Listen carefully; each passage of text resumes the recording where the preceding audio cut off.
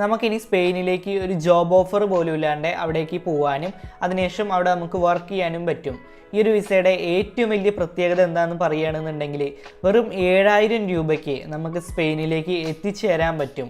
7000 രൂപ ഉള്ളൂ ഈ ഒരു വിസയുടെ കോസ്റ്റ് ആയിട്ട് വരുന്നത്. അതുമാത്രമല്ല ഈ ഒരു വിസയിൽ പോണ ഒരാൾക്ക് അവരുടെ ഫാമിലി മെമ്പേഴ്സിനെയും ഒപ്പം കൊണ്ടുപോകാൻ പറ്റും. സ്പെയിൻ എന്ന് കേൾക്കുകയാണെങ്കിൽ ഫസ്റ്റ് നമ്മളുടെ പേരിക്ക് വരിക സ്പാനിഷ് ഫുട്ബോൾ എന്നുള്ളത് തന്നെയായിരിക്കും. അതുകൂടാതെ തന്നെ സ്പെയിനിനെ മനോഹരമാക്കുന്ന പല കാര്യങ്ങളും അവിടെ ഉണ്ട്. ബുൾ ഫൈറ്റ്സ്, ആർക്കിടെക്ചർ കൊണ്ടും അതുപോലെ തന്നെ ബീച്ചസ് കൊണ്ടും വളരെ സമ്പന്നമായൊരു രാജ്യമാണ് ഈ ഒരു സ്പെയിൻ എന്ന് പറയുന്നത്. നമുക്കറിയാം മാഡ്രിഡ് ആണ് സ്പെയിനിൻ്റെ തലസ്ഥാനം വരുന്നത്. ഒരു ഷെങ്കൻ രാജ്യം കൂടി ആയതുകൊണ്ട് ബാക്കിയുള്ള 26 യൂറോപ്യൻ രാജ്യങ്ങളിലേക്കും നമുക്ക് ഫ്രീ ഓഫ് കോസ്റ്റ് ആയിട്ട് നമുക്ക് ട്രാവൽ ചെയ്യാൻ പറ്റും. ഫ്രാൻസ്, ജർമ്മനി, സ്വിറ്റ്സർലാൻഡ്, അതുപോലെ തന്നെ ഇറ്റലി ഇതുപോലുള്ള രാജ്യത്തേക്കൊക്കെ നമുക്ക് വേറൊരു വിസയോ ഒന്നും ഇല്ലാണ്ട് തന്നെ നമുക്ക് ട്രാവൽ ചെയ്യാൻ പറ്റും.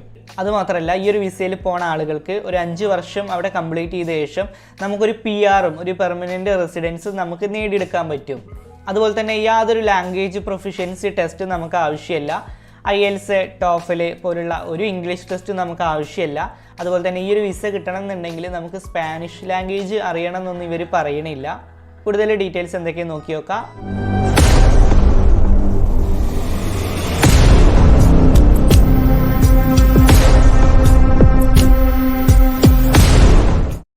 Hi everyone, it's me Shyam and welcome to Wayfarer Insights. Okay, ഒരു ജോബ് ഓഫർ ഒന്നും ഇല്ലാണ്ട് സ്പെയിനിക്ക് എത്തിച്ചേരാൻ ആഗ്രഹിക്കുന്നവർക്കുള്ള ഏറ്റവും നല്ലൊരു അവസരം തന്നെയാണ് ഇതെന്ന് നമുക്ക് പറയാം. ഈ ഒരു വിസയുടെ പേര് എന്ന് പറയുന്നത് ഡിജിറ്റൽ നോമഡ് വിസ എന്നുള്ളതാണ്. വളരെ പെട്ടെന്ന് കിട്ടുന്ന ഒരു വിസയാണിത്. റിമോട്ട് വർക്കേഴ്സിനാണ് സാധാരണ ഈ ഒരു വിസ അലോ ചെയ്യാറുള്ളത്. ഫോർ എക്സാമ്പിൾ, നിങ്ങളിപ്പോൾ ഒരു ഫ്രീലാൻസർ ആണെന്നുണ്ടെങ്കിൽ അല്ലെങ്കിൽ ഒരു സെൽഫ് എംപ്ലോയിഡ് ആണെന്നുണ്ടെങ്കിൽ, ഇപ്പോൾ നമുക്കറിയാം ഒരു ഗവൺമെൻറ് സെക്ടറിലല്ലാതെ ബാക്കിയുള്ള എല്ലാ സെക്ടേഴ്സിലും ഈ ഒരു ഫ്രീലാൻസിങ് ജോബ്സ് ഒക്കെ അവൈലബിൾ ആണ്. അങ്ങനെ ഡിജിറ്റലായിട്ട് ഫ്രീലാൻസിങ് ജോബ്സ് ചെയ്യുന്നവർക്കാണ് ഈ ഒരു വിസ അനുകൂലമായിട്ട് വരുന്നത്. ഇത് അപ്ലൈ ചെയ്യുന്ന അപ്ലിക്കൻസിന് ഒരു റെസിഡൻസ് പെർമിറ്റ് ഒന്നും വേണ്ട എന്ന് ഇവർ പറയുന്നുണ്ട്. അതുപോലെ തന്നെ ഈ ഒരു ഡിജിറ്റൽ നോമാഡ് വിസയുടെ ഒരു കാലാവധി, ഒരു ഡ്യൂറേഷൻ എന്ന് വരുന്നത് സാധാരണ 1 ഇയർ ആണ്.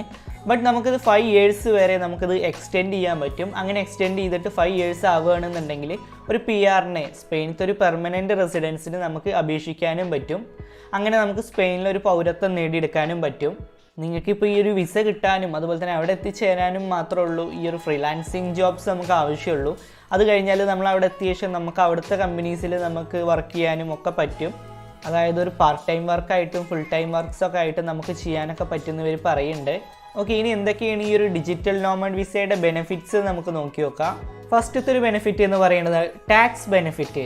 സാധാരണ നമ്മൾ സ്പെയിനത്തെ ഒരു സ്റ്റാൻഡേർഡ് ബേസ് ഓഫ് ടാക്സ് എന്ന് പറയുന്നത് 24% ആണ്. ബട്ട് നമ്മൾ ഈ ഒരു ഡിജിറ്റൽ നോമഡ് വിസയിൽ പോണ ഒരാളെ കാര്യം പറയുകയാണെങ്കിൽ നമുക്ക് ഫസ്റ്റത്തെ ഒരു 4 ഇയേഴ്സ് നമുക്ക് 15% ടാക്സ് മാത്രം അടച്ചാൽ മതി. അതുപോലെ തന്നെ നെക്സ്റ്റ് പറയുന്നത് ട്രാവൽ ബെനിഫിറ്റ്സ്. നമ്മൾ നേരത്തെ ആൾറെഡി പറഞ്ഞിട്ടുണ്ടായിരുന്നു ഒരു ഷെങ്കൻ കൺട്രീസിലുള്ള ഒരു രാജ്യമായതുകൊണ്ട് ബാക്കിയുള്ള ഷെങ്കൻ രാജ്യത്തേക്ക് നമുക്ക് ഫ്രീ ഓഫ് കോസ്റ്റ് ആയിട്ട് ട്രാവൽ ചെയ്യാൻ പറ്റും. മൂന്നാമത്തെ ഒരു ബെനിഫിറ്റ് എന്ന് പറയുന്നത് ഫാസ്റ്റ് ആപ്ലിക്കേഷൻ പ്രോസസ്സ്. ഇതിൻ്റെ ആപ്ലിക്കേഷൻ പ്രോസസ്സിന് ആകെ 15 to 30 ഡേയ്സ് മാത്രമേ എടുക്കുന്നുള്ളൂ. അതുപോലെ തന്നെ ഫാമിലി മെമ്പേഴ്സിനെ നമുക്ക് കൊണ്ടുപോകാൻ പറ്റും. അടുത്തൊരു ബെനിഫിറ്റ് പറയുന്നത് സ്പാനിഷ് കമ്പനീസിൽ നമുക്ക് അവിടെ വർക്ക് ചെയ്യാൻ പറ്റും. ഇതൊക്കെയാണ് ഈ ഒരു ഡിജിറ്റൽ നോമഡ് വിസയുടെ ബെനിഫിറ്റ്സ് ആയിട്ട് പറയുന്നത്. ഓക്കെ, നമുക്ക് ഇനി ഒരു ഡിജിറ്റൽ നോമഡ് വിസയുടെ റിക്വയർമെൻറ്റ്സ് എന്തൊക്കെയാണ് നോക്കി നോക്കാം. The Spain digital nomad visa is open to non-EU citizens. non-EU സിറ്റിസൺസിനാണ് ഈ ഒരു ഡിജിറ്റൽ നോമഡ് വിസയ്ക്ക് നമുക്ക് അപ്ലൈ ചെയ്യാൻ പറ്റുക. അതായത് EU കൺട്രീസിലുള്ള ഒരു സിറ്റിസൺസിന് ഇപ്പോൾ സ്പെയിനിക്ക് എത്തിച്ചേരാനും അവിടെ വർക്ക് ചെയ്യാനും ഒരു വിസയുടെ ആവശ്യമൊന്നുമില്ല. സോ അതുകൊണ്ടാണ് ഫോറിൻ വർക്കേഴ്സിന് മാത്രമാണ് ഇതിന് അപ്ലൈ ചെയ്യാൻ പറ്റുള്ളൂ എന്ന് ഇവർ പറയുന്നത്. അതുപോലെ തന്നെ നമ്മൾ ആദ്യം പറഞ്ഞിട്ടുണ്ടായിരുന്നു ഒരു ഫ്രീലാൻസിങ് ജോബ് ചെയ്യുന്ന ഒരാളാണ് നിങ്ങളെങ്കിൽ നിങ്ങൾക്ക് ആ ഒരു കമ്പനിയുടെ ഒരു പെർമിഷൻ വേണം. നിങ്ങളിപ്പോൾ അവിടെ എന്തെങ്കിലും വർക്ക് ചെയ്യുകയാണെന്നുണ്ടെങ്കിൽ, ഇപ്പോൾ ഫോർ എക്സാമ്പിൾ ഇപ്പോൾ ഒരു ബ്ലോഗേഴ്സിനെ അല്ലെങ്കിൽ ഒരു വ്ളോഗിങ് ചെയ്യണ യൂട്യൂബേഴ്സിനൊന്നും വലിയ പ്രശ്നമുണ്ട് തോന്നുന്നില്ല. അല്ലെങ്കിൽ ഒരു പാർട്ട് ടൈം ആയിട്ട് നിങ്ങൾ വേറെ എന്ത് ജോബ് ചെയ്യുകയാണെങ്കിലും വലിയ സീനൊന്നും ഉണ്ടാവില്ല. അതല്ലാതെ വല്ല കമ്പനീസിലൊക്കെ വർക്ക് ചെയ്തിട്ട് നിങ്ങൾക്ക് അവിടെ എത്തിയിട്ട് വർക്ക് ചെയ്യണമെന്നുണ്ടെങ്കിൽ ചിലപ്പോൾ ആ ഒരു കമ്പനിയുടെ പെർമിഷൻ വേണ്ടി വരും എന്ന് ഇവർ പറയുന്നുണ്ട്. You are self employed or freelancer ആയിരിക്കണം. You have a clear criminal record ആയിരിക്കണം. അങ്ങനെയുള്ള ഒരു കേസോ ഒന്നും നിങ്ങളുടെ പേരിൽ ഉണ്ടാവാൻ പാടില്ല. നിങ്ങളുടെ ക്രിമിനൽ ബാക്ക്ഗ്രൗണ്ടൊക്കെ ക്ലീൻ ആയിരിക്കണം. You are allowed entry to Spain. An applicant must have completed an undergraduate or graduate degree program from a university or college. നിങ്ങളിപ്പോൾ ഒരു ഗ്രാജുവേറ്റോ അല്ലെങ്കിൽ ഒരു അണ്ടർ ഗ്രാജുവേറ്റോ ആയിട്ടുള്ള ആളായിരിക്കണം. അതായത് നിങ്ങൾക്കിപ്പോൾ ഒരു ഡിഗ്രി ഒന്നും ഇല്ലയെന്നുണ്ടെങ്കിൽ നിങ്ങളൊരു 3 ഇയേഴ്സിൻ്റെ വർക്ക് എക്സ്പീരിയൻസിൻ്റെ ഒരു പ്രൂഫ് കാണിക്കണം എന്നാണ് ഇവർ പറയുന്നത്. അതായത് റിലേറ്റഡ് ഫീൽഡ് ആയിട്ടുള്ള എന്തെങ്കിലും പ്രൂഫ് നമ്മൾ കാണിക്കേണ്ടി വരും. ഇനി ഈ ഒരു ഡിജിറ്റൽ നോമഡ് വിസയ്ക്ക് അപ്ലൈ ചെയ്യാൻ എന്തൊക്കെ ഡോക്യുമെൻറ്റ്സ് ആണ് നമുക്ക് ആവശ്യമായിട്ട് വരുന്നത് എന്നുള്ളത് നോക്കി നോക്കാം. ഫസ്റ്റത്തെ ഒരു ഡോക്യുമെൻ്റ് എന്ന് പറയുന്നത് നാഷണൽ വിസ ആപ്ലിക്കേഷൻ ഫോം. ആ ഒരു ഫോം നിങ്ങൾക്ക് ഡൗൺലോഡ് ചെയ്യാനുള്ള ലിങ്ക് ഞാൻ ഡിസ്ക്രിപ്ഷനിൽ കൊടുക്കുക. അതുവഴി നിങ്ങൾക്ക് ആ ഫോം നിങ്ങൾക്ക് ഡൗൺലോഡ് ചെയ്യാൻ പറ്റും. രണ്ടാമത്തെ ഒരു കാര്യം എന്ന് പറയുന്നത് പാസ്പോർട്ട് സൈസ് ഫോട്ടോഗ്രാഫ്സ് ആവശ്യമുണ്ടെന്ന് ഇവർ പറയുന്നുണ്ട്. പിന്നെ അടുത്തത് പറയുന്നത് വാലിഡ് പാസ്പോർട്ട് റിക്വയർഡ് ആവശ്യമാണെന്ന് ഇവർ പറയുന്നുണ്ട്. അതുപോലെ തന്നെ you must leave your passport in the Spanish embassy. നമ്മുടെ സ്പാനിഷ് എംബസിയിൽ അത് കൊടുക്കേണ്ട ആവശ്യം വരും. Payment of the visa fee, നമ്മൾ ആ ഒരു വിസ ഫീൻ്റെ പേയ്മെൻറ്റ് ചെയ്തതിൻ്റെ പ്രൂഫ് കാണിക്കേണ്ടി വരും.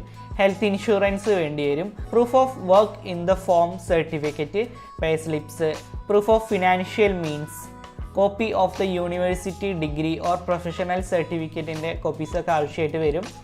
ഇത്രയും ഡോക്യുമെൻറ്റ്സ് ആണ് നമ്മളുടെ കയ്യിൽ ഉണ്ടാവേണ്ടത്. അതുപോലെ തന്നെ ഈ ഒരു അപ്ലിക്കൻറ്റിന് മാസവരുമാനമായിട്ട് 2160 യൂറോ കിട്ടുന്ന ഒരു ജോബ് ഉണ്ടാവണം എന്ന് ഇവർ പറയുന്നുണ്ട്. നിങ്ങളിപ്പോൾ ഒരു ഫ്രീലാൻസറായിട്ട് വർക്ക് ചെയ്യുന്ന ഒരാളാണെന്നുണ്ടെങ്കിൽ നിങ്ങൾക്ക് മാസവരുമാനമായിട്ട് ഒരു 2160 യൂറോ പെർ മന്ത് കിട്ടുന്ന ജോബ് ഉണ്ടായിരിക്കണം. ആ ഒരു ഇൻകം റിക്വയർമെൻറ്റ് നിങ്ങൾക്ക് ഉണ്ടായിരിക്കണം എന്ന് ഇവർ പറയുന്നുണ്ട്. പിന്നെ income requirement four additional family members എന്തൊക്കെയാണ് നോക്കി നോക്കാം. നമ്മൾ പറഞ്ഞിട്ടുണ്ടായിരുന്നു നമുക്ക് നമ്മളുടെ ഫാമിലി മെമ്പേഴ്സിനെ കൊണ്ടുപോകാൻ പറ്റും എന്നുള്ളത്. ഇപ്പോൾ മാസവരുമാനം നമ്മൾ കാണിക്കണം എന്ന് പറഞ്ഞിട്ടുണ്ടായിരുന്നു. അതായത് $2160 നമ്മൾ കാണിക്കണം എന്ന് പറഞ്ഞിട്ടുണ്ടായിരുന്നു. ഇപ്പോൾ നിങ്ങളുടെ കൂടെ ഏതെങ്കിലും ഫാമിലി മെമ്പേഴ്സ് ഉണ്ടെങ്കിൽ, ഇപ്പോൾ 2 ആളാണെന്നുണ്ടെങ്കിൽ 2970 പെർ മന്ത് യൂറോ വെച്ച് കാണിക്കണം. 3 ആളാണെന്നുണ്ടെങ്കിൽ 3240 യൂറോ പെർ മന്ത് കാണിക്കണം. 4 ആളാണെന്നുണ്ടെങ്കിൽ 3510 യൂറോ നമ്മൾ മാസവരുമാനമായിട്ട് കാണിക്കേണ്ടി വരും. ഇത് നമുക്ക് പ്രൂവ് ചെയ്യാനായിട്ട് അല്ലെങ്കിൽ ഇത് കാണിക്കാനായിട്ട് നിങ്ങളുടെ വർക്ക് കോൺട്രാക്റ്റ് അല്ലെങ്കിൽ ബാങ്ക് സ്റ്റേറ്റ്മെൻറ്റ്, പേ സ്ലിപ്സ്, ഇനി അതല്ലാതെ വേറെ എന്തെങ്കിലും ഡോക്യുമെൻറ്റ്സ് ഉണ്ടെന്നുണ്ടെങ്കിൽ അതൊക്കെ നമുക്ക് പ്രൊവൈഡ് ചെയ്യാൻ പറ്റും. ഓക്കെ, ഇനി നമ്മൾ ഈ ഒരു ഡിജിറ്റൽ നോമഡ് വിസയ്ക്ക് എങ്ങനെയാണ് അപ്ലൈ ചെയ്യുക, അതിൻ്റെ പ്രൊസീജിയറൊക്കെ എങ്ങനെയാണ് നോക്കി നോക്കാം. അതിനു മുമ്പ് ഒരു കാര്യം കൂടി പറഞ്ഞോട്ടെ. ഈ ഒരു ചാനൽ നിങ്ങൾ ആദ്യമായിട്ടാണ് കാണുന്നതെന്നുണ്ടെങ്കിൽ ഇതുപോലുള്ള കൂടുതൽ ജോബ് ഇൻഫർമേഷൻ വീഡിയോസൊക്കെ പെട്ടെന്ന് കിട്ടാനായിട്ട് ഈ ഒരു ചാനൽ സബ്സ്ക്രൈബ് ചെയ്തിട്ട് സപ്പോർട്ട് ചെയ്യുക.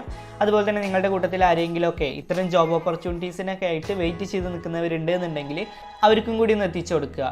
ഓക്കെ, ഞാൻ എന്തായാലും ലാഗ് അടുപ്പിക്കണില്ല. ഈ ഒരു വിസേൻ്റെ ബാക്കിയുള്ള ഡീറ്റെയിൽസ് എന്തൊക്കെയാണ് നോക്കി നോക്കാം. ഓക്കെ, ഇനി നമ്മൾ ഈ ഒരു ഡിജിറ്റൽ നോമഡ് വിസയ്ക്ക് എങ്ങനെയാണ് അപ്ലൈ ചെയ്യുക, അതിൻ്റെ പ്രൊസീജിയറൊക്കെ എങ്ങനെയാണ് നോക്കി നോക്കാം. ഫസ്റ്റത്തെ ഒരു സ്റ്റെപ്പ് എന്ന് പറയുന്നത് ഈ ഒരു ഡിജിറ്റൽ നോമഡ് വിസയ്ക്കുള്ള അപ്ലിക്കേഷൻ ഫോം നമ്മൾ സ്പാനിഷ് എംബസിയിൽ സബ്മിറ്റ് ചെയ്യണം എന്നുള്ളതാണ്. നമ്മളെ ഇന്ത്യയിൽ ഇപ്പോൾ സ്പാനിഷ് എംബസികൾ ഉണ്ടാവും. അത് നമുക്ക് ഓൺലൈനായിട്ടും നമുക്ക് സബ്മിറ്റ് ചെയ്യാൻ പറ്റും. അതിൻ്റെ ഡീറ്റെയിൽസൊക്കെ നമുക്ക് നെറ്റിൽ അവൈലബിൾ ആണ്. സെക്കൻഡ് സ്റ്റെപ്പ് എന്ന് പറയുന്നത് book an appointment and pay the visa fee ആണ് പറഞ്ഞിട്ടുള്ളത്. വിസ ഫീ നമ്മൾ പേയ്മെൻറ്റ് ചെയ്യേണ്ടി വരും.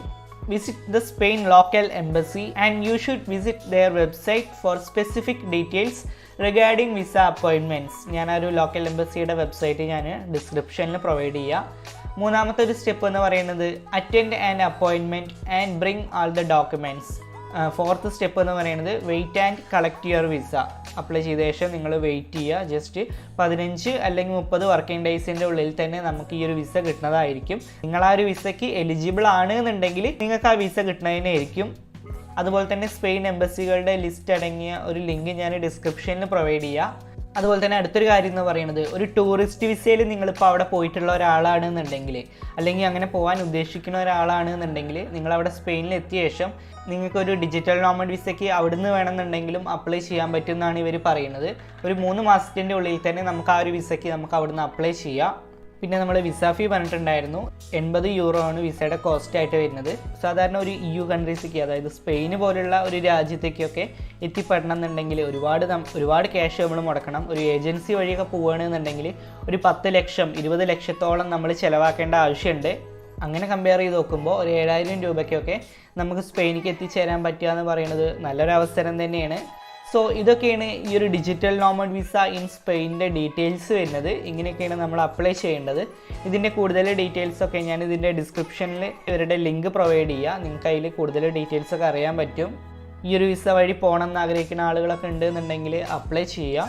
അതുപോലെ തന്നെ എൻ്റെ സെക്കൻഡ് ചാനലിൻ്റെ ലിങ്ക് കൂടി ഞാൻ ഡിസ്ക്രിപ്ഷനിൽ പ്രൊവൈഡ് ചെയ്തിട്ടുണ്ട്. ദയവായിട്ട് അതും കൂടി ഒന്ന് സബ്സ്ക്രൈബ് ചെയ്തിട്ട് സപ്പോർട്ട് ചെയ്യുക. ഇതുപോലുള്ള കൂടുതൽ ഡീറ്റെയിൽസൊക്കെ പെട്ടെന്ന് കിട്ടാനായിട്ട് ഈ ഒരു ചാനലും സബ്സ്ക്രൈബ് ചെയ്തിട്ട് സപ്പോർട്ട് ചെയ്യുക. അതുപോലെ തന്നെ നിങ്ങളുടെ കൂട്ടത്തിൽ ആരെങ്കിലുമൊക്കെ ഇത്തരം ജോബ് ഓപ്പർച്യൂണിറ്റീസൊക്കെ ഇതിനൊക്കെ വേണ്ടിയിട്ട് വെയിറ്റ് ചെയ്ത് നിൽക്കുന്നവരുണ്ട് എന്നുണ്ടെങ്കിൽ അവർക്കും കൂടി ഒന്ന് എത്തിച്ചു കൊടുക്കുക. And finally it's Meeshya. This is Wayfarer Insights and this channel won't disappoint you, and thanks for watching.